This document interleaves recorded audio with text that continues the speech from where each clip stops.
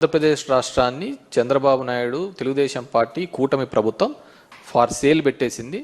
దాంట్లో భాగంగానే మొన్న కూడా చూసినాము 1,90,000 కోట్ల రూపాయలకు సంబంధించి ఏపీఎండీసీకి సంబంధించినవి కూడా కేవలం ఒక 9,000 కోట్ల కోసం ఈ మైన్స్ అన్ని కూడా గ్యారంటీగా పెట్టే సందర్భం కూడా చూడడం జరిగింది.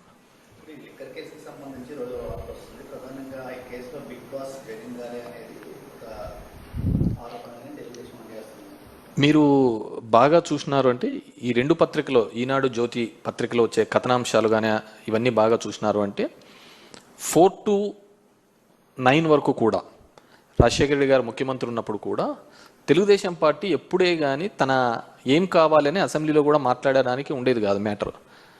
ఏదో ఒక మ్యాటర్ని ఈనాడు పేపర్లో పబ్లిష్ చేసేది, అది తీసుకొని వచ్చి అసెంబ్లీలో గందరగోళం చేసే పరిస్థితి ఆ రోజు మనం చూస్తున్న సందర్భం. ఈరోజు కూడా సేమ్ అదే స్ట్రాటజీనే వాడుతోంది. ఈరోజు సిట్ అనే దర్యాప్తు సంస్థ ఎవరి చేతిలో నడుస్తుంది అందరికీ తెలిసినదే. సిట్ రిమాండ్ రిపోర్టు కోర్టుకు సబ్మిట్ చేయదు. సబ్మిట్ చేయకముందే ఆంధ్రజ్యోతి ఈనాడులలో కథనాలుగా వస్తుంటాయి. అది ఏ విధంగా అవుతుంది? ఒక కాన్ఫిడెన్షియల్ డాక్యుమెంటు, జడ్జి ముందర పెట్టాల్సిన డాక్యుమెంటు, ఇవి కొన్ని పేపర్లు వాళ్ళ అనుకూలమైన పేపర్లకు ఇచ్చేసి దాని మీద వాళ్ళు ఇష్టానుసారం ఒక కథనాలు చేస్తుంటాయి. ఒకసారి ఏమో అవన్నీ ఇచ్చేసినారంట, ఎలక్షన్లలో పనిచేసినారంటారు, 3,500 కోట్లకు 300 కోట్లు పనిచేసినారంట, మిగతా 2,300 కోట్లు ఎక్కడున్నాయి? ఇంతవరకు బ్యాంకులలో ఉన్న డబ్బులను సీజ్ చేశారనే ఒక పద్ధతికే చూపిస్తున్నారు తప్ప ఫలానా చోట ఇంత బల్క్గా డబ్బులు దొరికినాయి అనే పద్ధతిలో ఎక్కడా కానీ చూపించండి. ఒక నెరేటివ్ని బిల్డప్ చేస్తున్నారు. అంటే మొదటి నుంచి కూడా కింద నుంచి పై వరకు ఒకటే లైన్ తీసుకుంటారు. దాన్ని ఎస్టాబ్లిష్ చేయడానికి పదే పదే మాట్లాడుతున్న సందర్భం చూసాను తప్ప ఈ పేపర్లలో వచ్చే కథనాల ఆధారంగానే చేసుకుంటా పోతా అంటే ఇంకెవడే కానీ ఉండలేరు అనమాట. నేను ఇంతకుముందు చెప్తున్న విధంగానే జడ్జి దగ్గర ఉండాల్సిన రిపోర్టు, సిట్ కాన్ఫిడెన్షియల్గా మెయింటైన్ చేయాల్సిన రిపోర్టు ఒక వారం ముందరే ఈ రెండు పేపర్లలో ఏ విధంగా వస్తున్నాయి? వీళ్ళు ఎవరైతే దోషిగా చెప్తారో అతనే పేపర్లలో వచ్చే దోషిగా చెప్తారో అదే సిట్ రిపోర్ట్లో వస్తుంది. ఇంకెక్కడుందంటారు దీంట్లో? సో ఈ సిట్కి ఏమాత్రం క్రెడిబిలిటీ లేదు. ఖచ్చితంగా పెట్టే దొంగ కేసులే. మీరు బాగా చూసినారు అంటే ఇప్పుడు ఏవైతే ఉన్నాయో ఈ లిక్కర్ సంబంధించి, డిస్టిలరీస్కి సంబంధించి ఏ డిస్టిలరీ కూడా జగన్మోహన్ రెడ్డి వైఎస్ఆర్ కాంగ్రెస్ పార్టీ ఉన్నప్పుడు మేము ఎవరు పర్మిషన్ ఇవ్వలేదే. ఆ డిస్టిలరీస్ పర్మిషన్ ఇచ్చినదంతా చంద్రబాబు నాయుడే. మరి సరే, డిస్టిలరీస్ నుంచి ఈ విధంగా అవకతవకలు జరిగినాయి, బలవంతంగా ఉన్నారు. సో దీనిలో డిస్టిలరీస్ కూడా భాగస్వాములు అయినప్పుడు వాళ్ళ మీద ఎందుకు కేసులు పెట్టలేదు? ఈ మందు సరఫరా చేసిన ఆల్ ది డిస్టిలరీస్ వీళ్ళ మీద ఎందుకు కేసులు పెట్టడం లేదు? సో దీన్ని ఏదో విధంగా ఎస్టాబ్లిష్ చేయాలని కొంతమంది ఆఫీసర్లను బెదిరించి వాళ్ళని అప్రూవల్ అని ఏదేదో కథనాలు చూస్తున్నాం. డెఫినెట్గా చట్టం ముందు ఉండేది, ఆ చట్టానికి అనుకూలంగా చట్టం ముందర నిలబెట్టి ఖచ్చితంగా మేము ఫైట్ చేస్తాము. ఖచ్చితంగా నిర్దోషులుగా ఈ కేసు నుంచి అందరూ బయటకు వస్తారు.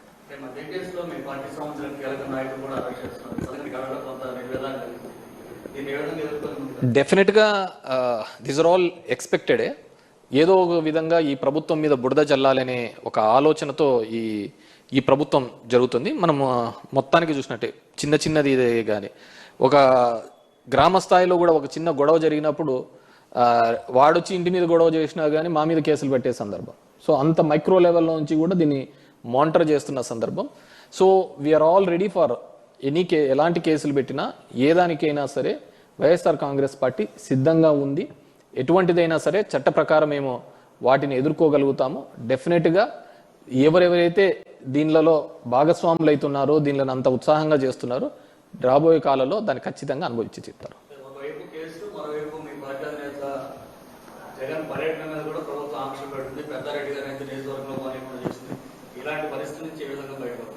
డెఫినెట్గా వీఆర్ ఫైటింగ్ కదా. మా చిన్నాన్న కూడా ఫైట్ చేస్తున్నాడు, వెళ్తున్నాడు.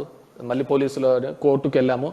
ఎంత దౌర్భాగ్యమైన పరిస్థితి అంటే court has given guide lines, మీరు ఈ విధంగా చేయండి అని చెప్పేసి. డెమోక్రటిక్ సిస్టంలో ఈ విధంగా పోండి అని చెప్పినా కానీ అక్కడ ఉన్న పోలీసులు అది చేయలేకపోవడం జరిగింది. మేము కంటెంప్ట్ కూడా వేయడం జరిగింది. That's before the court. Maybe 23rd 24th ఎప్పుడు అని చెప్పారు. అది వచ్చిన తర్వాత దాని మీద కూడా మేము తీసుకోవాలి.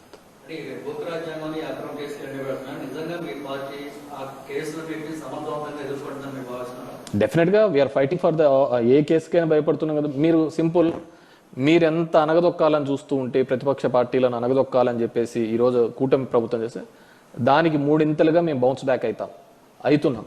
ఈరోజు జగన్మోహన్ రెడ్డి గారికి వెళ్తే వచ్చే జనాలే, ఆ క్రౌడే దానికి నిదర్శనం.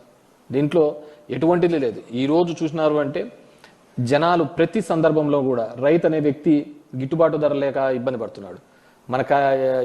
మాకు ఎప్పుడు ఉండేది ఇదే, వర్షాకాలంలో రావాల్సిన వానలు ఎండాకాలంలో వచ్చినాయి.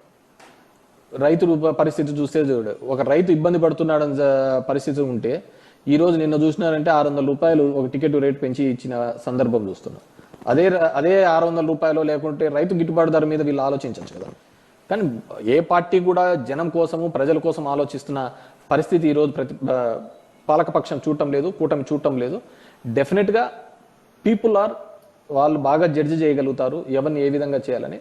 డెఫినెట్గా రాబోయే కాలంలో వాళ్ళందరి మీద కూడా ప్రజలు ఒక తీర్పుని ఇవ్వబోతున్నారు.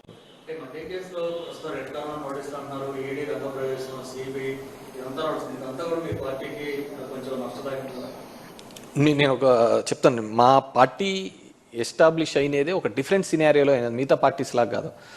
మా నాయకుడిని 16 నెలలు జైల్లో పెట్టారు. ఆస్తులు అప్పుడు కూడా ఈడీను సిబిఐ సోనియా గాంధీ గారు సీజ్ చేశారు. మీ బౌన్స్ బ్యాక్ కదా, ఎన్నికి రిటర్న్ అయినాం కదా. సేమ్ ఇంతకు 3 ఇంతలుగా రిటర్న్ అవుతాము.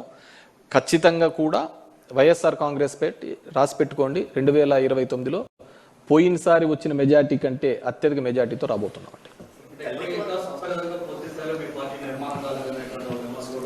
సంస్థాగతంగా నిర్మాణం కాకపోవడానికంటూ ఏంది నాకు అర్థం కావటం లేదు. ఇప్పుడు సంస్థాగతంగా లోకల్ బాడీస్లలో చూస్తారంటే సంస్థాగత నిర్మాణమైనాం కాబట్టి మేము పోటీ చేసి అన్ని గెలవడం జరిగింది. సంస్థాగతంగా 40 ఏళ్ల చరిత్ర ఉన్న తెలుగుదేశం పార్టీ మన లోకల్ బాడీస్లలో ఫ్రీ హ్యాండ్ ఇచ్చినా కూడా పోటీ చేయలేని పరిస్థితి, అంతటి దౌర్భాగ్యమైన పరిస్థితి. మేము గెలిచిన వాళ్ళని బీక్కొని మళ్ళీ వాళ్ళు సంబరపడుతున్న పరిస్థితి.